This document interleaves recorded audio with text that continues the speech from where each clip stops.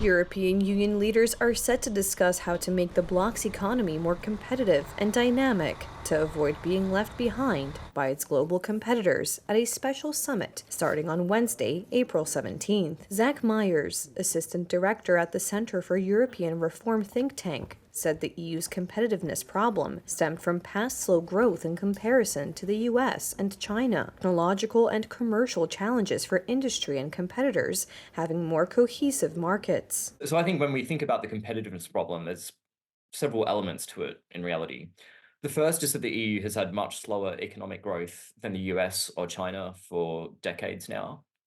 The second is that traditional EU industries like car manufacturing are facing technological and commercial challenges, including from the US and China, which are pumping a lot of public subsidies into their industries.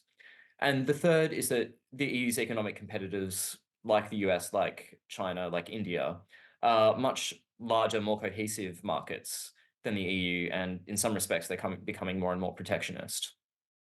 So when you think about how does Europe answer this problem, it's got to be all about boosting the EU's dynamism and productivity growth. Moreover, a report by former Italian Prime Minister Enrico Letta is likely to call for reforms to the bloc's single market in the areas of energy, financial services, and telecoms. There is general consensus that the single market operates well for goods, but far less well for services and other intangibles. Experts say member states would have to make compromises and not insist on having national champions in different sectors and look at harmonizing rules between members. Letta told Reuters that Europe's small and medium-sized enterprises should be able to opt for a newly created single framework instead of having to deal with different regulations and tax rules in the 27 EU nations. Leaders are expected to give their political support on Thursday, April 18th, creating a long-delayed European Capital Markets Union, which they hope will attract private capital and help fund the region's transition to a green and digital economy. Leaders will also discuss foreign policy topics, including Russia's war in Ukraine, their relationship with Turkey, and the security situation in the Middle East.